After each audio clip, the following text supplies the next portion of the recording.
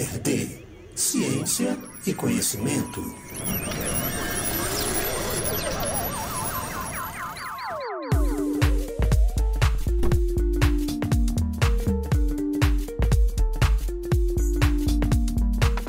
Hoje em dia, mesmo com a acelerada evolução dos conhecimentos científicos, o mundo vive uma onda gigantesca, de negacionismos. Muita gente já até desistiu de conversar com quem é classificado como um negacionista ou que insiste em propagar inverdades, combater consensos científicos. Mas você sabia que todos nós, de alguma forma, também somos negacionistas? Pois é o que expõe a escritora e professora de física Elika Takimoto no seu livro Como Dialogar com um Negacionista. Eu sou a Deluna e eu já recebi a professora aqui, Elika Takimoto, falando sobre ciência, foi muito legal. E vamos para mais uma aula, com ela agora falando sobre negacionismos. Professora Elika Takimoto, no início do seu livro, você mostra que na realidade somos todos negacionistas em determinados assuntos. Eu já entrevistei inclusive um psicólogo que ele disse que na verdade nós humanos, a gente pensa que é racional, mas somos na verdade uma espécie tribal, preferimos estar de acordo com o que pensa nosso grupo do que com fatos e evidências, Você poderia falar um pouco a respeito disso? Qual a sua visão a respeito disso? Sim, perfeitamente. O ser humano ele não busca a verdade, o ser humano busca conforto. Então, há várias situações onde a gente se sentiu extremamente desconfortável e tentou se desvencilhar dessa situação, porque a verdade nem sempre traz conforto. A pauta do meio ambiente é um grande exemplo disso. A gente ouve falar de questões ambientais, teve uma reunião aqui no Rio, a ECO 92, a reunião onde envolveu 178 países, de lá para cá tivemos várias outras. A mais recente foi em 2019 para discutir a questão do aquecimento global e a gente tem acompanhado como essa questão é importante, como essa questão pode nos afetar. E há tempos os cientistas falam que a gente precisa modificar radicalmente o nosso modo de viver, o nosso hábito alimentar. E a gente ouve isso como se não fosse com a gente. A maioria das pessoas assim se comporta. Continua consumindo plástico, às vezes sem menor crise de consciência, continua comendo carne, mesmo sabendo que a indústria pecuária ataca o meio ambiente, temos provas científicas disso. Enfim, pessoas que defendem, que se dizem do lado da ciência, desprezam resultados científicos quando assuntos não interessam para o conforto dela. Esse assunto já é debatido há muito tempo. Você citou um psicólogo, no início do século XX, 1900 e blá, um psicólogo chamado Leon Festinger publicou um livro, A Teoria da Dissonância Cognitiva, onde mostrava exatamente isso aqui que a gente está debatendo.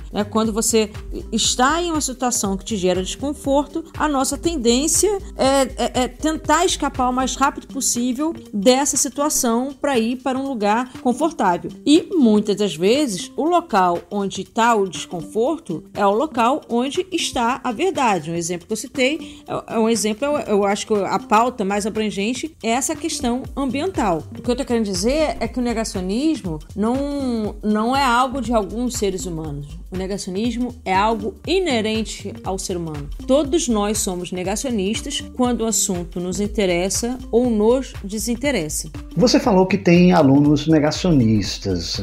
Consegue identificar as origens e motivações por trás dos negacionismos, por eles expressados, digamos assim?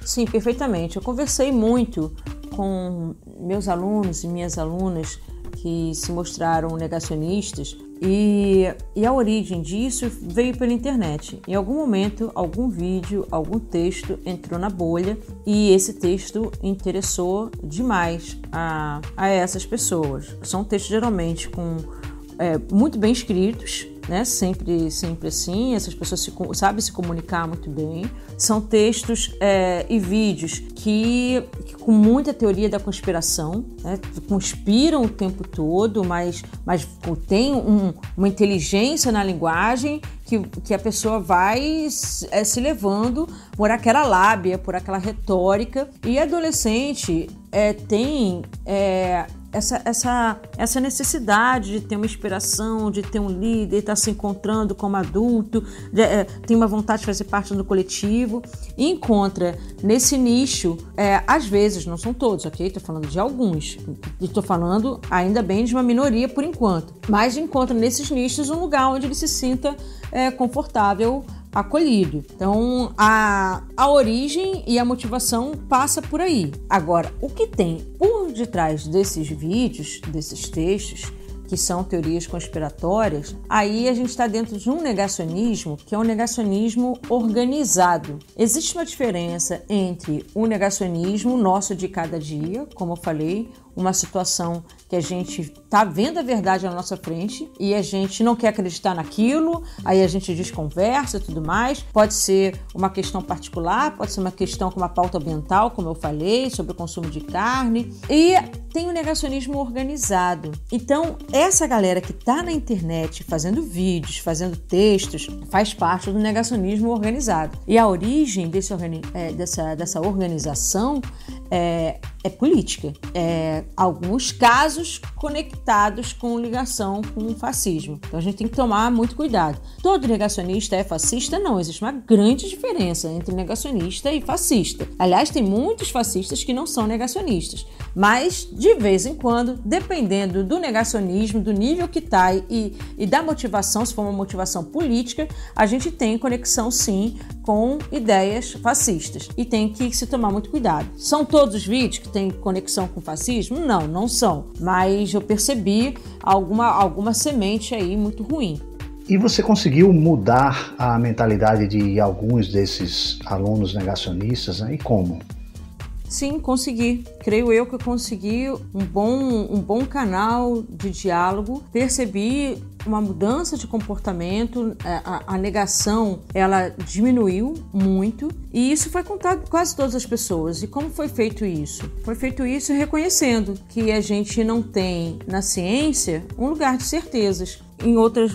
Dito de outra forma, trazendo para a sala de aula a história, a filosofia e até a sociologia da ciência. E quando a gente estuda, né, como eu falei aqui na primeira pergunta que você colocou, eu falei que o meu mestrado foi em História e o doutorado foi em Filosofia, tudo puxado para a História da Ciência e Filosofia da Ciência. Quando a gente começa a ter contato com a História e com a Filosofia da Ciência, a gente tem uma outra visão do que vem a ser ciência. Então, esse campo das verdades, por exemplo, isso é lenda. Ou melhor, é um ponto controverso. Só dentro da filosofia, a gente tem uma parte que se chama Teoria das Verdades, onde a gente tem uma ampla bibliografia para discutir o conceito de verdade. E como a gente está com ciência o tempo todo flertando com a verdade, esses conceitos são altamente controversos. Então, em que medida a gente, estudando ciência, a gente se aproxima mais da verdade? Ou a gente descobre ou a gente produz verdade quando a gente estuda ciência? São perguntas que cabem. E eu trazendo não só essas, mas tantas outras, como por exemplo, quando a gente começa a estudar, volto a dizer, a física, a ciência com enfoque histórico-filosófico, muitas perguntas surgem. Por exemplo, todo conhecimento científico pode ser revisado? É uma pergunta. É possível sermos objetivos? É uma outra pergunta, porque quando a gente fala do campo da objetividade, a gente contrapõe o campo da subjetividade. É possível existir o lado objetivo sem o lado subjetivo? É uma pergunta boa de se fazer. Em que medida podemos dizer que a subjetividade do conhecimento científico foi afastada, né? Se a ciência se faz por pessoas. O que a ciência faz pode ser considerado imparcial? É uma pergunta boa de se colocar à luz da história da ciência, né? Quando trabalhamos no coletivo, podemos minimizar a parcialidade? Porque não tem como a gente tirar o valor, a crença, o ser humano do contexto de uma descoberta. Bom, um grupo homogêneo, por exemplo, um grupo formado de homens brancos, tem capacidade de discernir os problemas de uma sociedade? É outra pergunta bacana de se fazer, né? Com tantas pautas progressistas aí avançando tanto, aprofundando tanto. Um conhecimento verdadeiro é necessariamente um conhecimento confiável? O fato de a ciência ser um produto social é um impeditivo para que seja transmitida uma mensagem objetiva?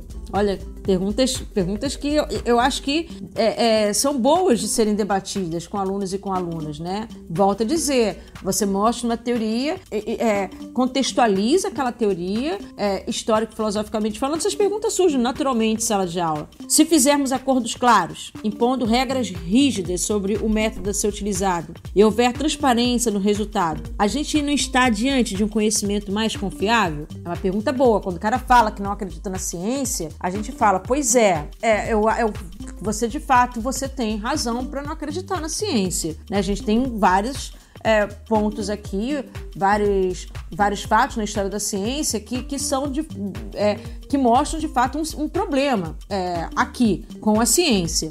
Mas a ciência é muito ampla. Quando a gente fala em ciência, a gente fala de força da gravidade e a gente fala de descoberta de vacina. A gente fala num trabalho que pode ser um trabalho solitário como o de Einstein, mas a gente pode falar num trabalho coletivo como o que está acontecendo com física de partículas agora no CERN, onde tem milhares de físicos, de cientistas, de engenheiros trabalhando em torno de um mesmo problema. Então é algo muito amplo. Eu acho que mostrar essa diferença de tipo de objeto de pesquisa e como a gente pode fazer com que essa investigação fique mais confiável, trazer isso para a sala de aula, cara, eu acho que isso desperta muito interesse do negacionista, ainda mais do jovem negacionista que, como eu falei, né, anteriormente, está buscando um lugar confortável, um lugar onde ele confie, alguma liderança, alguma inspiração. Então, você fazer o cara pensar é interessante com essas perguntas.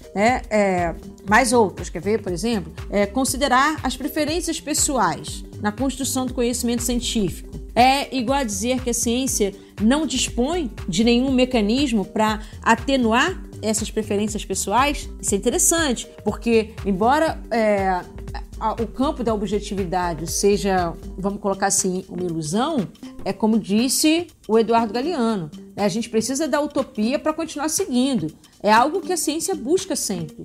O campo da objetividade, uma verdade, vamos colocar assim, universal. Se é alcançável ou não é outra discussão. E a questão é, quais são os mecanismos que nós temos para alcançar essa verdade, né? Mais uma outra pergunta, quer ver, por exemplo, em que medida a opinião pessoal difere do conhecimento científico? Essa é uma pergunta muito boa, porque quando a pessoa fala, eu não acredito nisso que o Galileu está falando porque é uma questão de opinião dele, a Terra pode estar parada no centro do universo, como eu tive o primeiro aluno negacionista que eu tive foi isso, eu comecei a falar sobre Galileu e ele falou, isso é uma questão de opinião dele, eu levei até um susto, que foi pela primeira vez na vida, foi em março de 2019, que eu estou em sala de aula de 25 anos que o aluno fala que é uma questão de opinião. Eu falei assim, caramba, o que está acontecendo, né? Chegou para mim, o negacionismo acontecia nas aulas de história, começou o pessoal negando a ditadura, e daí chegou nas aulas de física, tá negando o movimento da Terra. E aí, isso para mim não foi considerado uma afronta, né?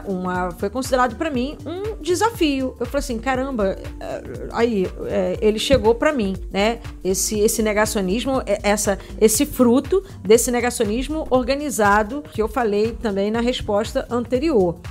Então, a gente traz essas perguntas, eu acho que contemplam os dois lados do diálogo. Tanto a pessoa que está fazendo uma defesa, que eu acho ingênua da ciência, com muita ingenuidade até, a defesa que estão fazendo da ciência, eu acho que é um desserviço para as nossas pautas. Colocar a ciência, defender a ciência só pelo viés utilitário que ela possui, é um desserviço, porque a gente tem várias ciências, como a ciência básica, as ciências sociais também, que elas não necessariamente têm uma aplicabilidade industrial, e é bom.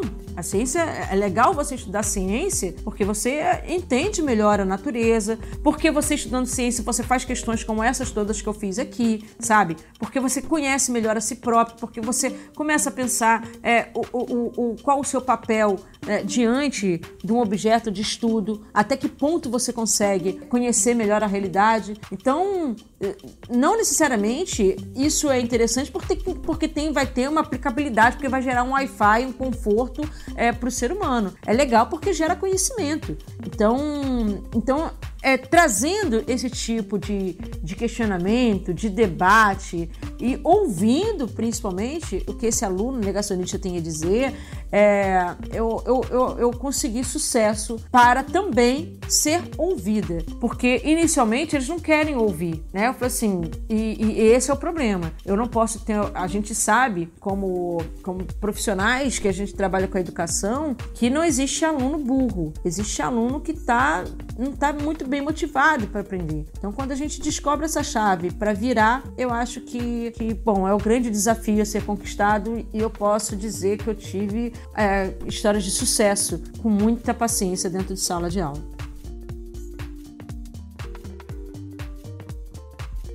Bom, desde Carl Sagan, né, a gente vê aí muitos divulgadores e divulgadoras da ciência falando que a população poderia estar menos suscetível ao negacionismo se tivesse mais educação científica, no sentido de entender como é que o método e o pensamento científico funcionam. O que você pensa sobre isso, né? E que sugestões teria para dar a respeito? Bom, eu penso muita coisa sobre isso. Sobretudo que o ambiente intelectual deve primar pelos múltiplos saberes, né? Deve primar pela arte, pelo teatro, pelas letras, pela poesia, pela matemática, pela física, pela filosofia, pela dança, pelo ensino de Libras, pelo esporte, pela química, pela história, pela biologia, entre outras disciplinas e saberes. No entanto, mais do que isso, acho que a gente precisa repensar as metodologias, a escolha desses conteúdos que estão sendo abordados em sala de aula. Ensinar física, por exemplo, como um conhecimento inquestionável, objetivo, absoluto e como uma imagem da realidade é servir a uma linha de pensamento chamada positivismo. Resgatando essa essência dessa corrente filosófica que é o positivismo, um positivista ele acha que a ciência é uma atividade superior em relação a todas as demais e a única responsável pelo progresso da sociedade. Então, quando a gente estuda história e filosofia da ciência, a gente percebe que defender essa linha de pensamento é desconsiderar inúmeros fatos e grande parte da história, inclusive ser preconceituoso em relação a outros saberes. Lideranças indígenas como Ailton Krenak, que é ambientalista, filósofo, poeta e escritor do povo Krenak, que hoje vive às margens do Rio Doce, lá em Minas Gerais, lideranças como ele, há tempos, falam sobre o negacionismo do homem branco em relação a outros saberes. Por exemplo, muitos povos de diferentes matrizes culturais têm a compreensão holística do universo, ou seja, não há o ser humano vivendo no planeta Terra como coisas essencialmente separadas. Somos, dizem indígenas, uma mesma entidade. A gente respira e a gente vive com o planeta Terra. E alguns até usam sintomas presentes em vários animais para explicar o que está acontecendo com esse uno. Estamos febris, assim que muitos falam. E já vem de tempos essa doença. Mesmo um bebê fofo e lindo usa fraldas, usa tecidos, produtos de higiene que estão de algum jeito em algum lugar, como disse o Krenak, entre aspas, comendo a terra. Ou seja, involuntariamente o neném já ajuda a depredar o planeta. E é muito difícil ouvir essa verdade. É comum vermos as pessoas fugindo desse debate, porque isso gera, como eu já falei lá atrás, a dissonância cognitiva. Eu acho que é necessário observar uma coisa aqui importante, né? Que os profissionais de educação precisam ter uma formação continuada. Como a gente está testemunhando, a sociedade muda muito rápido e a escola precisa se adaptar a essas mudanças. Então, além disso, há uma carência de disciplinas, como História, Filosofia e Sociologia da Ciência, nos próprios cursos de licenciatura de Física, Matemática, Química e Biologia. Eu, por exemplo, fui avançar nessas leituras somente quando tive a oportunidade de fazer um mestrado e doutorado. E a gente sabe que muitos professores e professoras desse país, por conta da carga horária de trabalho e dos péssimos salários, não têm sequer tempo ou condições para fazer uma pesquisa como essa. E por que eu estou falando isso? Porque se a gente só considerar o conhecimento científico, né, pode ficar fazendo aí os melhores laboratórios, os melhores vídeos, as melhores experiências. É legal? É muito legal. Mas se a gente fizer isso sem considerar a história e a filosofia da ciência, as escolas acabam se tornando propagadoras de uma visão muito limitada da ciência. E como a gente está vendo no mundo de hoje, pessoas defendendo a ciência, eu acho que de uma forma muito, muito errada, muito ingênua, a pessoa fica defendendo a ciência, falando que a ciência é neutra, a ciência é livre de hipóteses, é infalível, coloca isso. E a gente sabe que dá esse peso, esse caráter objetivo, não procede de uma forma que a pessoa que está defendendo a ciência geralmente imagina que aconteça. E quando a gente considera que a ciência está sempre sujeita a mudanças, esse papel transformador para a gente também ser agente dessa mudança de uma sociedade melhor, onde a ciência ela tem um compromisso com o meio ambiente, ela tem o compromisso de diminuir a desigualdade social, ou seja, esse nosso papel transformador, ele é considerado e ele é estimulado. E dado tudo que a gente está vendo, eu acho importante, para além do conhecimento científico, a gente formar pessoas que tenham essa preocupação também, né, com o mundo, com outras pessoas mais empáticas, que estejam mais abertas a trabalhar coletivamente e pelo coletivo. Mais ainda, a gente percebendo a ciência como um processo criativo e social, e a gente só consegue perceber isso quando a gente trabalha a história da ciência também, em sala de aula, e a filosofia da ciência também. Então, quando a gente percebe a ciência como esse processo criativo, sem contudo negar que há verdades sendo produzidas ou descobertas, né, o que preferir, enfim, a gente vai debater não somente sobre as verdades do universo, que é importantíssimo, essa formação científica, como você está colocando, mas também sobre as condições e as possibilidades de evocar essas verdades, entende? E eu acho que o mundo está precisando muito disso. É necessário entender que a estrutura já constituída que a gente vê no mundo, ela está sempre sendo reavaliada, melhorada, modificada. Acho que uma boa questão, para que a gente pode colocar como podemos evoluir nas técnicas e condições que levam às soluções dos nossos problemas. Eu acho que essa é uma boa questão. Ou ainda, como podemos confiar na ciência sem perder a capacidade de criticar a prática científica, que pela história da ciência a gente vê que tem muitas coisas erradas que já aconteceram e que acontecem dentro de vários ambientes onde a ciência é produzida. E você pode e deve se meter para transformar essa realidade, para que esse conhecimento que a gente almeja que seja universal, ele atenda de maneira universal e democrática, modifique para melhor a vida de todas as pessoas desse planeta. Haveria, sim, uma lista de passos, né, digamos assim, que a gente pode seguir quando nos deparamos com, por exemplo, um parente que nega a eficácia das vacinas? Olha, receita de bolo a gente não tem, ok? O livro, muita gente está comprando meu livro Como Dialogar com um Negacionista, achando que vem aí um tutorial de como matar um negacionista, e está longe de ser isso. O que eu estou pretendendo trazer são alguns questionamentos, algumas reflexões para ambos os lados, tanto o negacionista quanto as pessoas que estão fazendo uma defesa, acho eu, ingênua da ciência. Agora, em relação à pessoa que está se recusando a tomar vacina, a gente precisa ouvir o que está acontecendo com essa pessoa. A gente sabe, por exemplo, que tem muitas lideranças religiosas, não são todas, mas são muitas, que estão disseminando a fake news, falando que a vacina é feita de fetos que foram abortados.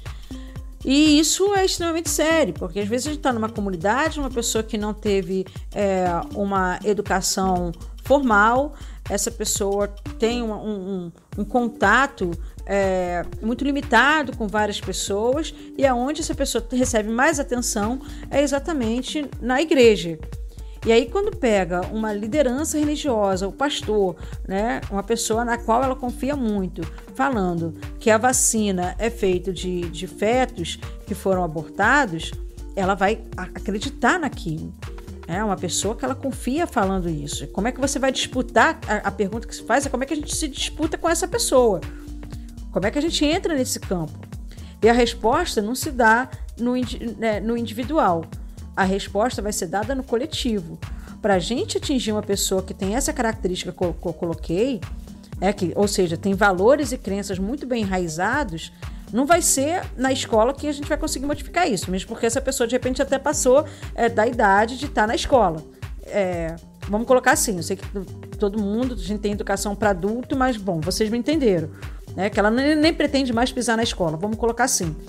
E qualquer coisa envolvendo educação é uma coisa muito demorada, né? Uma coisa imediata. Então a educação sozinha não vai conseguir resolver, talvez nem chegar perto de uma pessoa como essa, educação formal que eu falo, a escola. Então a gente vai precisar da imprensa, a gente vai precisar do rádio, a gente vai precisar das novelas, a gente vai precisar desse material audiovisual que está sendo gerado. A gente vai precisar de muita coisa para a gente mexer no coração dessa pessoa. Ou seja, a realidade é extremamente complexa, não existe uma resposta simples para a gente dar conta desse problema super complexo que é a realidade e, no caso, a pandemia. Mas, dependendo de como seja a pessoa, eu acho que sempre vale a pena perguntar por que ela está desconfiada e mostrar por que a gente pode confiar minimamente sobre isso, sem nunca debochar ou diminuir ou achar que a gente está conversando com uma pessoa burra porque ela está negando a vacina, certo? A gente pode inclusive se surpreender muito. Não existe isso da pessoa negacionista ser burra. Eu acho que isso é uma conexão que as pessoas estão fazendo como de serviço, né, para a democracia. Isso absolutamente não existe, não é uma questão cognitiva, é uma questão política, é uma questão psicológica, é uma questão social, é uma questão que vai muito além da cognição, entende? Então é só ter paciência e ter humildade para a gente entrar nesse debate. Professora e escritora Elika Takimoto, autora do livro Como Dialogar com um Negacionista. Muitíssimo obrigado aí pela participação e deixo você agora à vontade para as considerações finais. Eu queria agradecer imensamente a oportunidade desse diálogo, dessa conversa. Eu achei que a conversa foi muito boa, é necessário a gente parar para fazer essa digressão. Vocês percebem o quanto que o assunto é complexo, a gente precisa ter calma para analisar, calma para pensar, ter múltiplos olhares. A realidade é um polígono de infinitos lados, a gente precisa ter exatamente o olhar de pessoas que estão em determinados lados desse polígono para a gente dar conta da complexidade que é essa realidade. Eu escrevi esse livro, Como Dialogar com o Negacionista, ele está sendo vendido pela editora Livraria da Física, está na Amazon, em breve está na versão e-book, e ele é fruto de não só dessas, mas de outros questionamentos, outras angústias minhas que eu divido com vocês nesse livro. Ele não está um livro grosso, ele está um livro... Eu procurei fazer um livro fino, porque as pessoas hoje têm muita pressa e deixar muitas indicações na bibliografia, se as pessoas quiserem aprofundar essas questões. E antes de terminar, eu queria só pontuar uma coisa aqui. Existe um negacionismo nosso do dia a dia, como eu já falei, quando a gente nega, por exemplo, que a gente tem uma responsabilidade nessa questão ambiental ou em relação ao aquecimento global de uma forma geral, né? Existe um negacionismo nosso do dia a dia e existe um negacionismo organizado. Esse negacionismo organizado, que é um negacionismo político, ele não acontece de agora, não vem com Trump e não vem com Bolsonaro, ele já acontece há muito tempo. A gente tem, por exemplo, exemplos, tem um livro muito, muito bacana da Naomi Oreskes, que acho que não tem tradução para o português, mas é Os Mercadores da Dúvida, e ele aponta, por exemplo, vários casos onde teve cientistas que foram pagos para disseminar a dúvida na sociedade, porque eles tinham interesse de alguma indústria para que gerasse essa dúvida na sociedade. Então, exemplo, a indústria do tabaco. A gente sabe que teve muitas pesquisas indicando a questão do câncer de pulmão com o consumo de tabaco, com o fato da pessoa fumar. E aí entra a indústria de tabaco, que tem muito interesse em continuar vendendo cigarro, paga pessoas, cientistas, no caso foram 5 físicos, falo isso com dor, porque eu sou da área da física, para ir em programas de auditório, tipo esses que a gente vê, Ana Maria Braga, Ratinho e outros, para exatamente disseminar uma dúvida. Colocar, olha, nessa parte da pesquisa, que fala que está conectado o tabaco ao câncer, tem um problema aí, um problema metodológico aí. A pessoa fala isso num programa de auditório, quem está ouvindo não se importa se aquilo ali é 0,0000001% da comunidade científica falando sobre isso. A pessoa recebe aquilo como se fosse uma verdade e começa a duvidar dos verdadeiros cientistas que estão de fato pesquisando sobre isso, né? Então, esse negacionismo organizado, ele tem como 2 características. A primeira, o interesse industrial muito, muito intenso, um interesse de lucro muito intenso nisso, e vem sempre acompanhado da disseminação do suposto risco comunista. E qualquer semelhança com a nossa realidade não é mera coincidência. Isso é uma estratégia. Você começar a disseminar que o comunismo, olha o perigo do comunista, o comunista não quer trabalhar, o comunista quer ficar em casa. E a gente viu, como a gente está acompanhando aí por tudo, nessas CPIs e tudo mais que a gente acompanhou, né, das falas das pessoas que estão, do chefe da nação, o quanto que foi interessante para esse governo disseminar o medo, o medo da vacina, o quanto que se lucrou com isso, né? Então é isso que eu queria pontuar. Existe o negacionismo nosso do dia a dia, e existe esse negacionismo organizado. Como é que se combate esse negacionismo organizado? Que é um negacionismo político. Se combate com muita atenção e também politicamente. E o que a gente fez aqui hoje é esse trabalho político. A gente colocar esse dedo na ferida, a gente apontar o que está acontecendo e pensar em como cada pessoa, com cada histórico que tem, com a vida que tem, com a bagagem que tem, com as malas que já carregou, consegue ser um agente para mudar essa realidade. É isso. Obrigada mais uma vez pela oportunidade do diálogo e parabéns pelo trabalho. Bom, novamente, super obrigado à professora e escritora Elika Takimoto, autora do livro Como Dialogar com o Negacionista, pela participação aqui no InterD. Esse programa tem edição de Pedro Santos, apoio cultural do Estúdio Bacamarte, e é apresentado por este que vos fala, Adeluna. Essa entrevista vai estar também no nosso site www.interd.net.br, inclusive uma versão em texto, né? Espalhe aí, compartilhe. Se você quiser colaborar mandando sugestões, comentários e mesmo com um Pix, né, para ajudar nosso trabalho, o nosso e-mail e a chave Pix é interdcontato@gmail.com. E até a próxima!